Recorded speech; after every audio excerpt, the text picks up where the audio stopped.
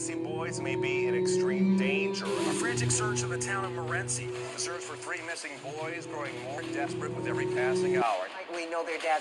The brothers are ages 5, 7, and 9. They're from the town of Morenci, Michigan. An all-out search near the Michigan-Ohio border. The FBI now getting involved. This community is beginning to fear the worst. Still no sign tonight of Andrew, Alexander, and...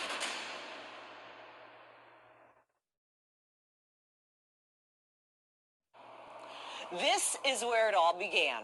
This is the house Andrew Alexander called home before their parents, John and Tanya, got divorced. Everyone who knew them says they were smart, happy little boys. That was 7 years ago. And still, no answer, no closure, no end in sight. We've covered every twist and turn along the way. And for the better part of a year, we've been working on a project that goes deeper into the story than ever before. The producer of this show, Jeremy Allen, created a podcast which is helping us uncover new information about this case. We're calling it Shattered Black Friday, and it offers perspective like we've never seen or heard. Jeremy and I have been working together on many of these stories. You'll hear his voice occasionally throughout this hour. From Michigan to Montana, from airplanes to Amish, the search for the missing Skelton brothers started right here in Morenci on Black Friday 2010. Friday, November 26, 2010, the day after Thanksgiving, the boy's mother, Tanya Skelton, tells Morenci police officer Ryan Hillard her husband, John, was supposed to bring the boys back to her, but he never did. An Amber Alert would be issued. The FBI would come to town. Massive searches spanning down through Ohio would begin. And I wonder, are they scared for me? Tanya, the boy's mom, left heartbroken. It was hard to imagine them hurting for me. The people of the small town felt Tanya's pain, and many to this day still think of the boys daily. Everybody thinks about it, but time does cover things up. It's just, it's heartbreaking to me. Andrew was 9, Alexander 7, and the youngest only 5 years old at the time. Over the years, the National Center for Missing and Exploited Children created these age-progressed photos of what the boys might look like. There's yellow ribbons hanging on some doors. Detective Lieutenant Jeremy Brewer took over the case back in 2013. That's when Morenci Police Chief Larry Weeks left for the same position in Eaton Rapids, Michigan. Brewer can't share many details in connection with the case. He can only say they're closer to solving it now than they were back in 2010. On a case like this, with the magnitude, with the resources that we have directed towards it, I firmly believe, without a doubt, that we will get some type of closure on it one day. And what about John, the father? His original story? He gave the boys to a group. This part is still a mystery. The boys are missing. A group has never been found or come forward. John's stories have changed. For now, he sits in the Bellamy Creek Correctional Facility in Ionia, Michigan. His charge? Unlawful imprisonment. The last person that ever saw them was their father, and 7 years later we still don't have them. I mean, that story is pretty tragic. Their father, John Skelton, claims he was trying to keep his boys out of harm's way. Tanya Skelton was charged with 4th-degree criminal misconduct in the late 90s. She had sex with a 14-year-old boy. John says she was abusing her own sons. Tanya says it's absolutely not true. Detective Brewer keeps an eye on John in prison. He also talks to him from time to time. He says the key to this case is simple. The innocence of children is such a pure thing that we have. When the integrity of that gets hurt, people can identify with that.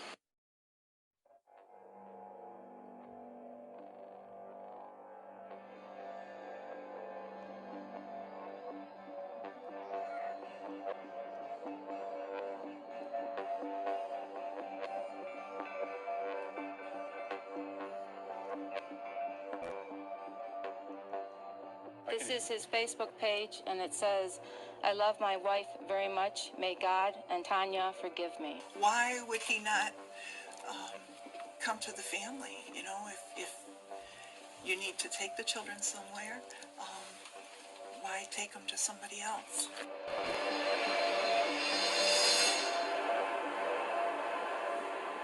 I don't know what's going on. I don't know where my kids are. I'm a mess.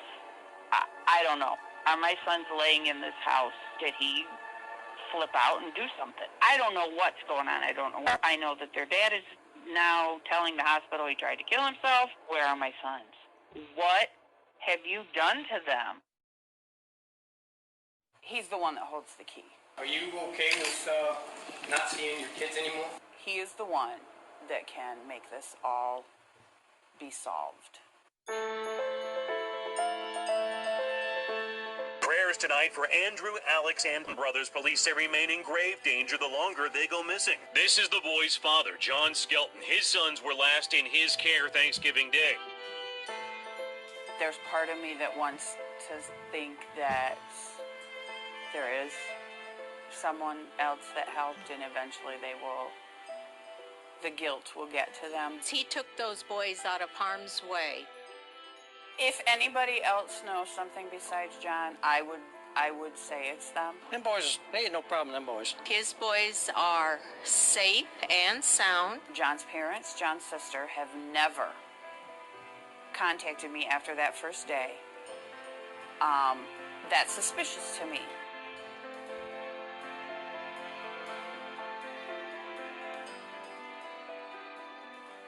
That has all been investigated.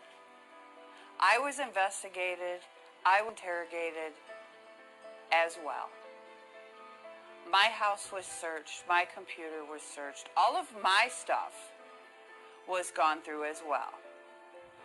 There were interviews with school teachers, school administrators,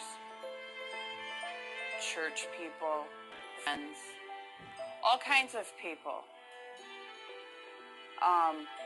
School administrators and teachers who are trained to see abuse in children, who said to the police, I have never seen children more loved and cared for by their mother. Those children were not abused. There is no way. And anyone who truly knows me knows that my children come first, always have, always will. My dream job was to be a mom,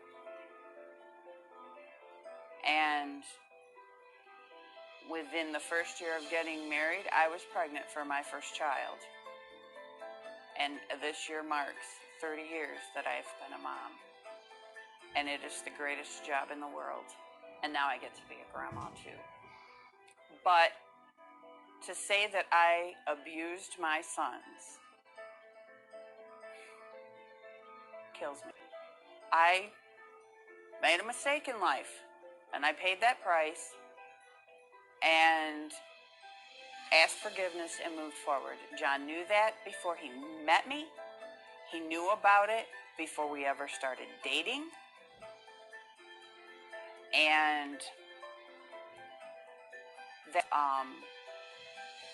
a selfish, low blow move to pull that out and say that that's what I was doing to my children, because that is no way near what happened in my life several years ago.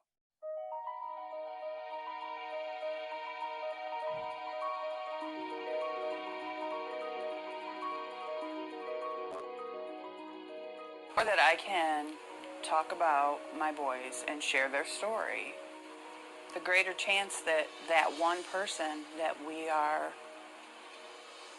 waiting to see our story, that knows something, the greater chance of them seeing it. So they were really close. They were, the five of them were really close. And then Andrew and Mason. Tanya sat there in her living room, talked about her boys, and never shed a tear. She says it's important, she thinks, to stay strong. Because you don't know. Are the boys out there? Are they going to see? Are they going to hear? And the loving, caring sons that I raise to the ages, they don't like mom to cry and be upset. They want, this is who they know. This is what they want, you know. So I don't, because someday we will be back together. I will find them. It may not be until I'm buried, but I will find them. And I don't want them to think that I was just a shell of a person in our time apart.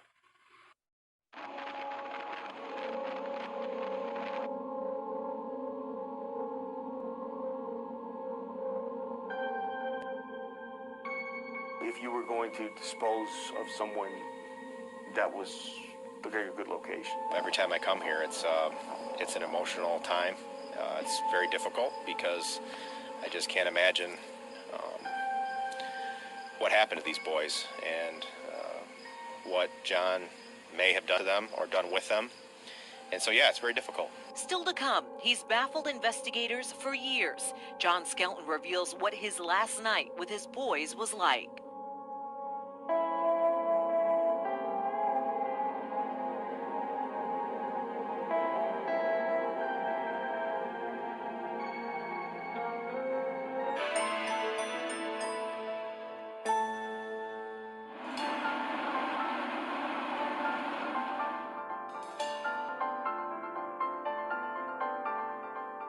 So I'm not sure, how welcoming they're going to be to the initial meeting.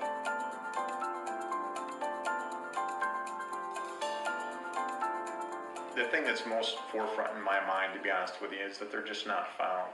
Where are they? Why haven't we been able to find them? The child abduction cases, those homes, they stay with you the rest of your life. There's growing anger at the boy's father, John Skelton, who says he gave the boys to a mystery woman he has an internet relationship with. There was information we developed very quickly that gave us the indication that that was not a factual story. So, when we made that connection that story was most likely false, and that's the information that was given to us, it really gave us real concern. The father's story and the holes in that story just really concerned me. His changing of the facts of what happened. I took the initiative to contact the state police operations center and initiate the Amber Alert. And I remember that call very specifically in my mind. Tell me about that call. When I spoke to the lieutenant at the operations center, he goes, "Well, I don't think you know what's going to happen when I make this notification." I remember him saying that specifically. And no truer words have ever been spoken, because I could never have fathomed what would unfold in the next several hours. Local, state, and federal law have been combing through the rural area. And it was at that point when the FBI and the state police and the supporting agencies started to arrive, and then we certainly ramped up the investigation immensely from that point forward. I mean, it was like Morenci had been taken over. Yes, for such a small community to have so many law enforcement and public safety personnel and the volunteers, it was, percentage of population. All of a sudden, you're invaded by the Michigan State Police and the FBI. And that certainly is an overwhelming thing to have. It's like almost like the makeup of the town just overnight, just changed. It just kind of it was like everyone took over. It's like, it's almost like the population doubled, in a 12-hour period. Since we can last pinpoint the boys in the back on Thursday afternoon, and that we know that the vehicle wasn't at the home at a period of time there, we certainly would want any leads that we could gather. I felt like we were going to find them. I felt like we were getting to the point where either John was going to disclose to us where they were at, or with the enormous searching that was taking place, that we would turn them on. We were trying to locate them as quickly as possible. As the days wore on, it got more and more difficult, and then the stories that we received from John over time just made me believe that, it was clearly he was not going to, at that time, disclose, where the boys were at.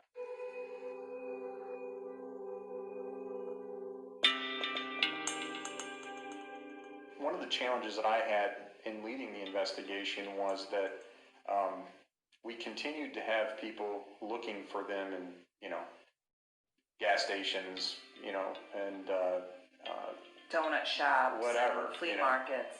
And the evidence in my belief, just did not lead that way.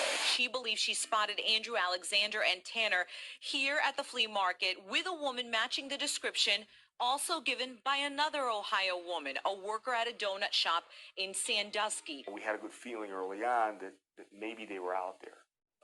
Of leads coming in that they were they were seen in a rest area, they were seen at a restaurant. I needed people to be looking for them in places not alive. I needed people to start focusing on, the ditches, their properties and things that where they may have been, bodies may have been disposed of. I remember going, into Ohio, and it looked like an old abandoned school or something, and it was one of the creepiest things that I've ever seen. But I remember in the middle of the night, just searching this place, this abandoned, and there were people living in it. And I remember opening a door, and these people were in there living in this place. It was kind of spooky, but dude, that was a very good location.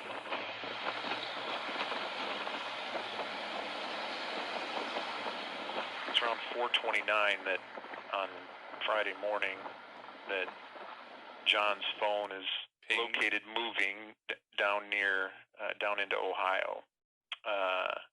4:29. He's about 3.3 miles from his home, and again at 5 a.m. He's near Holiday City, Pioneer, Ohio, with the phone. And now this was which day exactly? Because Thursday was Thanksgiving. Correct. Yes, this was very early morning hours of what would be referred to as Black Friday. We began driving and looking at that location, directing search parties to that location. Just indicating from what we have from the phone records, I believe the route that we're taking right now would be the most direct route to where the cell towers indicate. Down here it's pretty rural, so the phone towers, there aren't too many of them, and so due to how the phone records and the towers came back, giving us the timestamps, it would lead us to believe that he probably stayed on, at least for the most part, some of the main roads, traveling in the direction that he did. An area in which the cell phone did track towards was an area that John was very familiar with. He was a truck driver and drove to that area for some of the truck driving routes that he had. We also know that he had spent some, I believe, with Tanya there. It was kind of a special place for them. So let's talk about the cell phone hits, and specifically, how do we know John Skelton was in Holiday City that morning? Well, we don't know exactly where he was. We just know that the phone pings or the phone tower hits put us in an area that was very consistent with the low distance between Holiday City and Morenci. And knowing what we know from some of the things that Skelton has said, along with talking with family members, this was kind of an important spot to them. I don't know if they had some family outings here, some different things that happened in Holiday City or around this area. So just very consistent with the information that the evidence led to, along with some family confirmations that this was a good area. And he knew this area like the back Absolutely, of his hand. right. The turnpike is right here, the 8090 turnpike. And this area was searched. Absolutely, yes. We searched. We had some information that put us in this area, mainly the cell phone pings, but some other things as well. And we had search teams down here for multiple days, searching buildings, hotels, dumpsters, pole barns, everything that was in the area that could be searched, we searched. Because it sounds like initially the investigators who were on the case thought, okay, this is where the boys are. Correct. This was, again, with all the information that we had leading up days after it happened, we really thought this was the place where we would find the boys. And it is you described it, it's very rural. There are a lot of back roads, there is a lot of farmland. Right. And in order for us to search, we search everything that we can, even with a search party of 100 people. You can search an area or an open field like that very thoroughly. However, there's just hundreds upon hundreds upon hundreds of acres. And so it really is a needle in a haystack. And we searched the best we could with the evidence and relating to the evidence that we had, but there's just no telling. And then at 5 a.m., approximately, what happened? At approximately 5 a.m., we received no further tower hits. So basically that means that the cell phone company did not have any more data to provide to us indicating where that phone would be. So the phone either was turned off which I believe probably happened, or the phone could have died, battery could have died, and then we did not get any further data from the phone tower hits until I think it was like 6:34 in the morning, and that phone was back at his house. There's been a lot of theories, a lot of information that we have acted on in reference to that, but absolutely. I mean, we see 3 dumpsters over here that, and I know way back when those were searched. I know everything in this area was searched very extensively. It's not to say that this was the exact area, but given everything else that we know, this could very well be, where the boys would have been at 5 o'clock in the morning. We just have the evidence. We just have the tower hits. We just have the mind of John Skelton and what we know about him. And unfortunately, it leads us to a place like this where we're talking about dumpsters and talking about landfills. Tanya and I have had we've had a lot of discussion throughout the last few years, a lot of heart-to-heart conversations. And she knows that as time goes by, that statistically, it does not look good to find the boys alive. According to the cell phone hits or the pings, where are we now on the timeline? So it is now about 6:45, 6:46 in the morning on Black Friday. And the next cell phone ping that we get is back here at the house at 112 Congress Street in Morenci. So there is a span of time that is unaccounted for. Correct. The last tower record hit that we have was in the area of Holiday City at about around 5 a.m. And now we have about an hour and 45 minutes that have elapsed before the phone hits here. For about a half-hour drive, right? Correct. Right. So, right, yeah, there's about a 30-minute drive back from that area to here. So we have a span of 30 to 45 minutes to where we have no idea. What do you think went on in this house on that Friday? After he came back from wherever he was at 6:45 in the morning, and we know his cell phone was turned back on. Right. Or came back within range, right? Right. Well, we know that he was active on his and some emails. We know that he had to have packaged up some type of belongings because he then took those to a family member's house that didn't live too far away from here. His own belongings? Correct. Wanted someone else in the family to get those because he didn't expect to be around or to be. He was very elusive in his comments to the family, but just said he wanted so-and-so to get his clothing. So he gave away his clothes? He gave away some of his belongings, I'll say. Some of his belongings. That day? That day.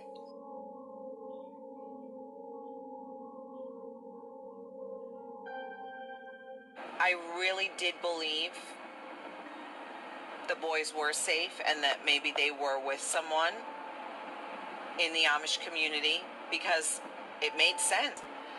And now I just don't know. And later, the one man who can unlock the mystery opens up for the first time in 6 years. My conversation with John Skelton.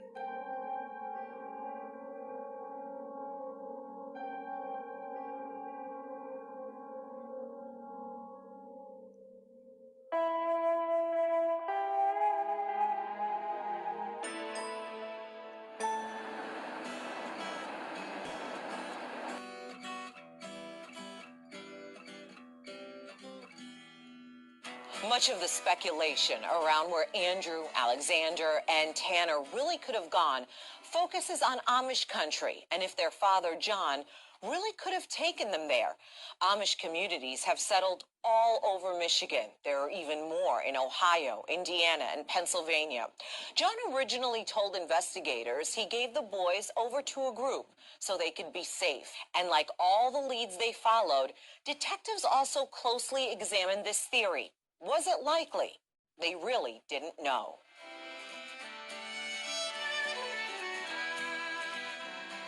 What are we going to ask the Amish? So, I wonder, could the boys really be out here? Would someone in the Amish community who has no access to newspapers, TV, would they really care for 3 boys as their own and keep them under wraps? I mean, is that even possible? Do you remember 7 years ago, the boys from Morenci that went missing? Oh, yeah, the small ones. If someone brought children here, would the Amish community, would they take them in?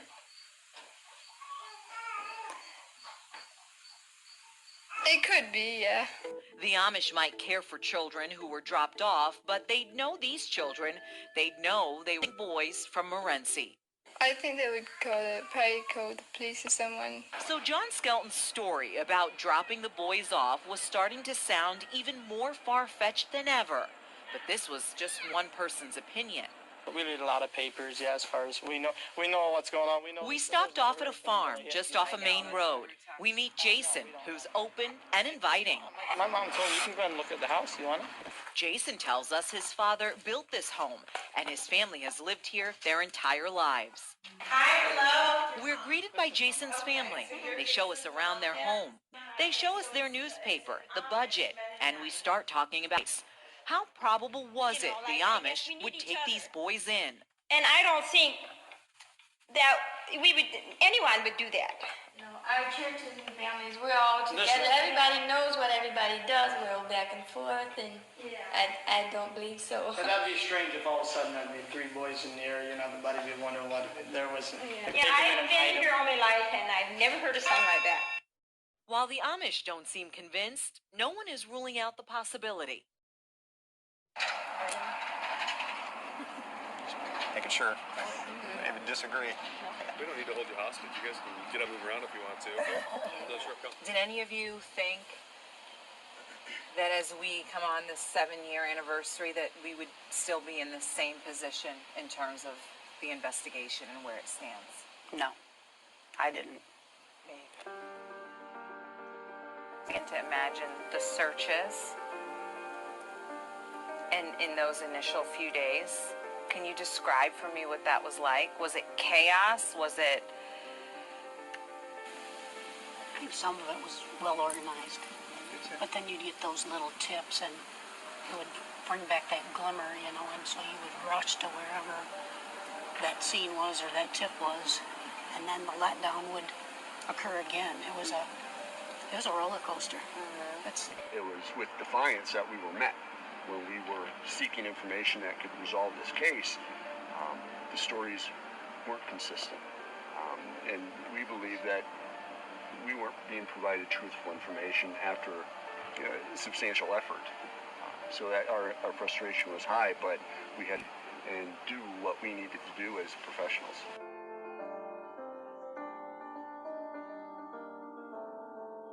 I mean, I can speak for myself, man. I still have hope. I mean, that hope hasn't gone away. Certainly, I've stated before what I believe the outcome to be, but it doesn't mean I don't still have hope. We all want hope for the best outcome. And I think the hope, I don't know that it's, at this point, 7 years, is the hope a positive outcome. It's a hope for resolution. It was hard to imagine them hurting for me. It was so hard to watch Tanya. She just kind of curled up and she didn't want to talk and she cried and she had headaches and she got sick, and I'm thinking, how is she even existing? You know, how can she do anything? And she was strong enough inside, I think, and I am proud of her for her advancing as she has. I don't know if I could have done all that. You know, when you have the boys this young, it's just, it drives you even harder. I mean, in my office are Tanya's pictures, the boy pictures. I walk in every day to my office and I look at that. It's hard. I can't imagine. She has been inside once, though, with police, and she could not believe what she saw inside. Things that were glass were busted. The big curio cabinet was smashed to pieces along with everything that was inside of it. What did you feel when you went into the house, Ryan? Just something didn't seem right. I can't really put it into words. It just didn't. Things didn't add up in the house, and the story that he was giving just didn't add up as well. That scene, because it wasn't a normal scene, it wasn't through many crime scenes, and this was the intensity, the things that were destroyed. There wasn't anything usable. in that house. The appliances, the cords were cut, the keys were cut, the hutch was knocked over, the dishes were broken. The house was fundamentally destroyed. John Skelton and his family often spend time here, and police say that he used his cell phone near this location Friday morning. It's likely that this one man holds the keys, has the answers, and we don't. I mean, if I were in law enforcement, if I were you, anyone involved in the case, I'd be furious. Yeah, it's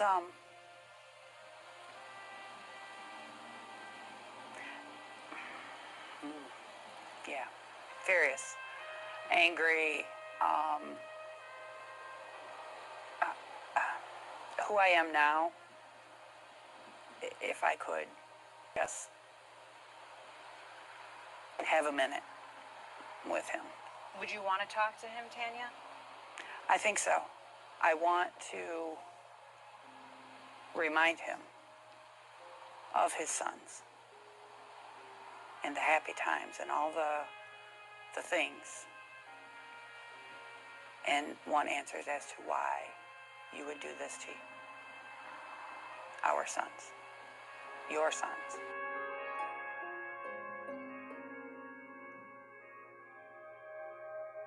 Tomorrow would be birthday number 12. 12. For my baby.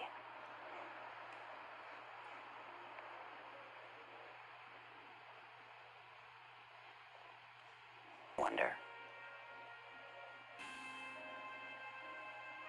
who would he be?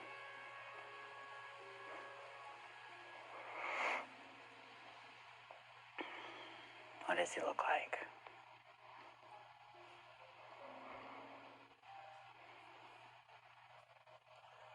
All of them. Because then in 2 weeks we get Alexander's, and then 2 weeks later is Anders. So it's a tough time. Very tough.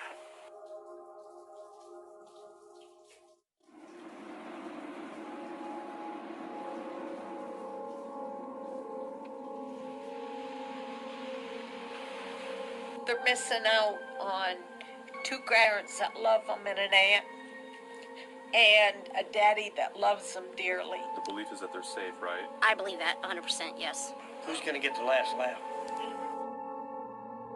Up next, face to face with John Skelton. What happened in our interview that moved him to tears?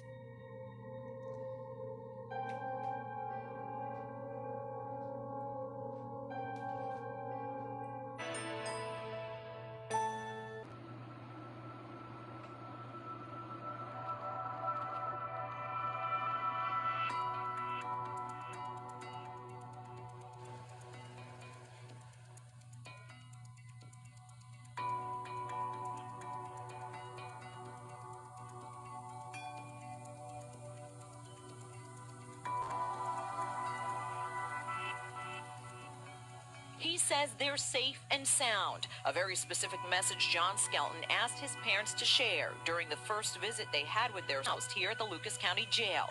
The visit lasted a half an hour. Via video, his parents, Roxanne and William, convinced their three grandsons, Andrew, Alexander, and Tanner, missing since Thanksgiving, are alive and well. They say their son wouldn't tell them where they are, only that he didn't want them to be with their mother, Tanya. Seems far-fetched, this story. Right, it does. It does. I'm not going to deny it. Yeah. The people that are going to question all this and say, well, there's no way that there's a group that can do this, and that's impossible, that like these kids haven't found the internet or a phone or something like that. What do you say to those kind of... Well, I've about that. I question that too. Why hasn't them boys did anybody ever think maybe they're at? The Marines police, there's no way you can hide children.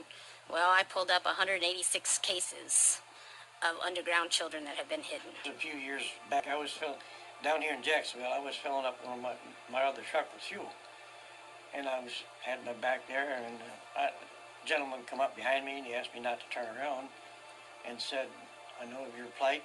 I know your sons are okay." Really? And I says, "Thank you." And that was it? That was it. You didn't turn around? It pops in my head all the time. Why haven't they contacted somebody? Right. Maybe they're happy.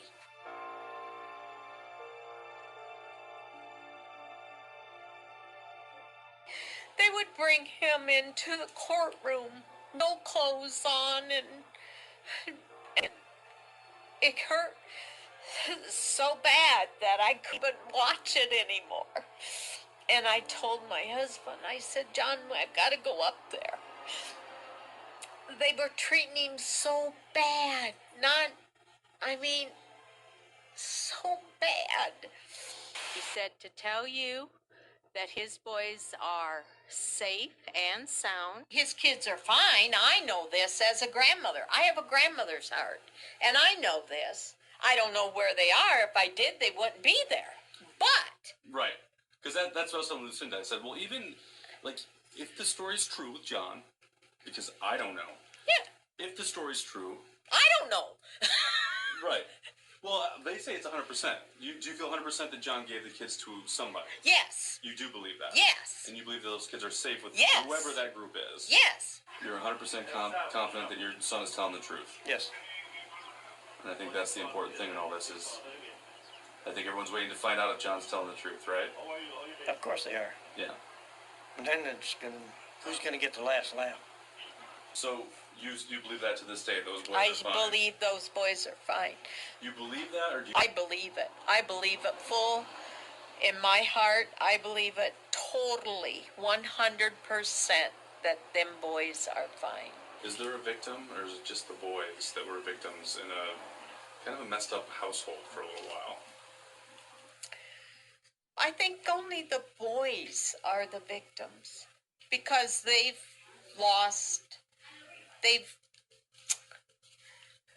protected, but they're missing out on two grandparents that love them and an aunt and a daddy that loves them dearly. And I'm sure Tanya loves them too. I mean, everyone's a victim, I guess, in one way or the other. What John promised the boys the night he said goodbye.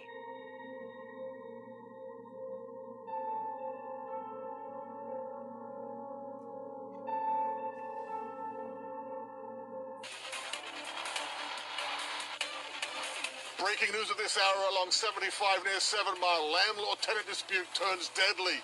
The manhunt is just getting underway. Scene at 11.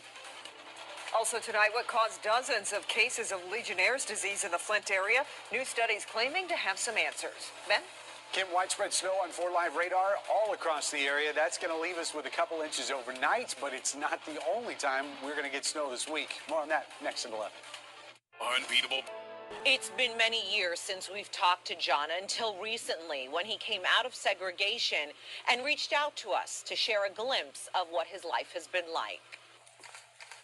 John's life has been one of solitude for the last 7 years. He spent almost his entire sentence behind bars in segregation, otherwise known as solitary confinement, which meant he was alone for 23 hours out of the day. But in September, they transferred John to protective custody. Because of the high-profile nature of his case, corrections officers feel John isn't safe in the general population.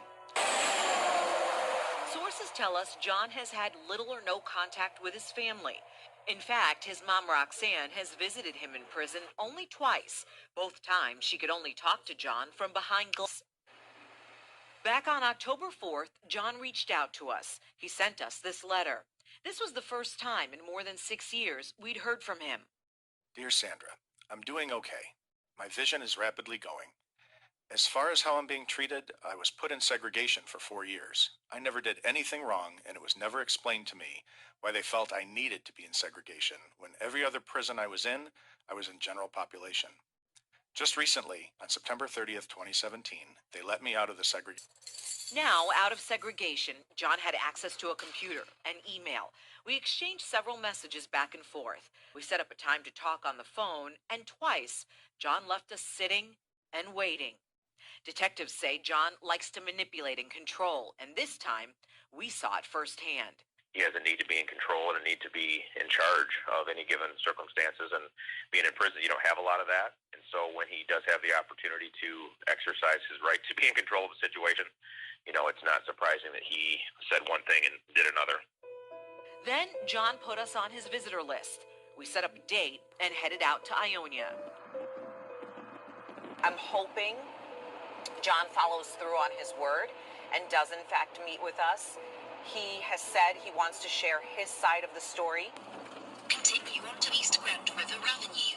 He's the man who holds all the answers. He kind of holds all keys, and he's the missing link in all of this. So that's why I'm really hoping he comes out today and chats with us like he said he would. We're here.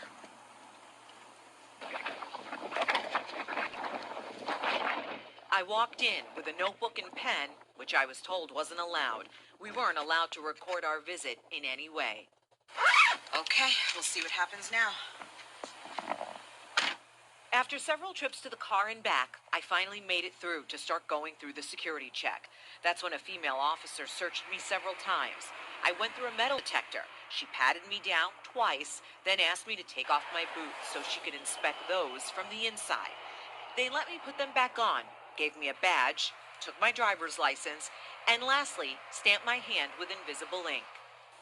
The process felt like it took forever, but finally, after a series of doors opened, they escorted me to a small room full of prisoners, and out of the corner of my eye, I saw John Skelton sitting alone. We talked for more than 2 hours. That was allowed before visiting hours ended.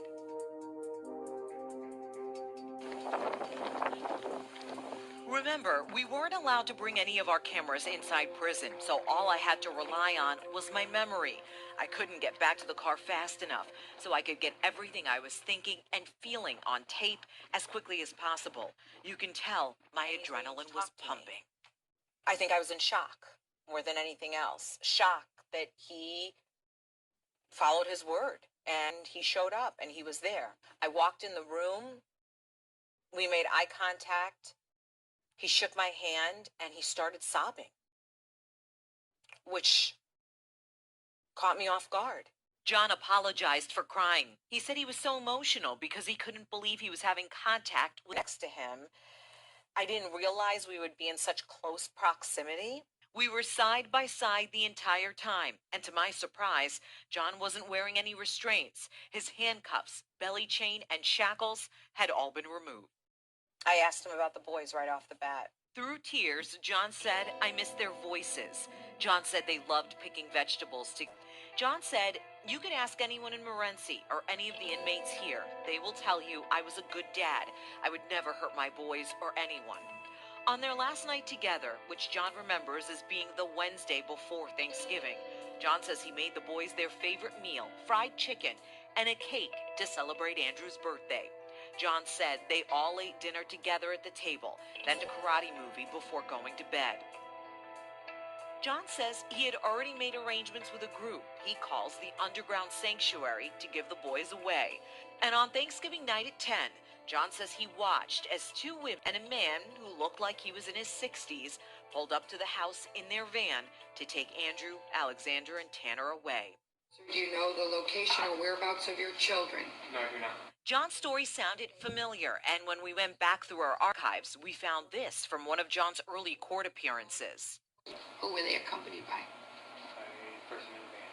Pardon me? A person in a van. Did you know the person?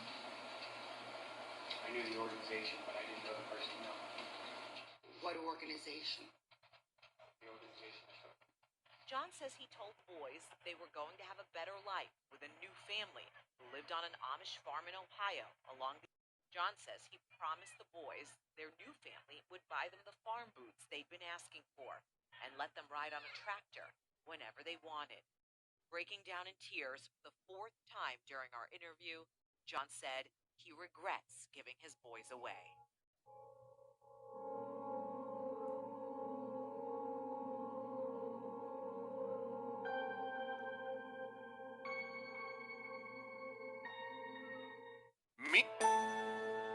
On November 26, 2010, a mother faced her worst nightmare. No doubt by now, it's been obvious we've been working on a big project behind the scenes here at Local 4, a podcast to go hand in hand with our Black Friday coverage, and the people involved than you ever have before. The host of the podcast, Emotions run high. producer Jeremy Allen. We've been working together on these stories for many months. I'm trying to talk to John's family, which I haven't had much luck with. You need to leave. If you come back here again, I'm calling the cops. I don't know what's going on. I don't know where my kids are.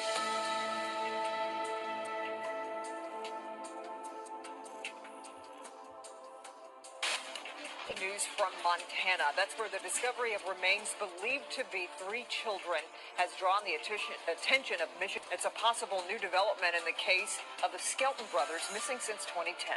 In the days and weeks to follow, we'd find out so much more about the developments in Montana. This is the tiny 2-bedroom cottage on a residential street in Missoula. The house vacant since last September when the old tenants were evicted. The property owner hired a professional cleaning crew to scrub the place from top to bottom. Started going through a shed in the backyard. They found a box and made a horrific discovery: human bones. Police were called right away. They reached out to an anthropologist at the University of Montana who determined the bones belonged to 3 children. She estimated their ages to be between 2 and 4, 6 and 10, and 5 to 8 years old. Were there any missing children's cases in the city of Missoula? Police in Missoula admitted they were puzzled. Then came word Michigan State Police confirmed they were working with Missoula Police to see if there is a connection between the bones and Andrew, Alexander, and Tanner Skelton. These bones would range in age from X to 99 years old. Kirsten Green is the anthropologist who got the call from police to help with the... We aged each tooth, actually, that we had, every single tooth that we had available, and we came up with an average based on all the age ranges of each tooth. And it's based on things like root development. We went back to Tanya to ask what she thinks about the bones and process everything. I want the answers yesterday.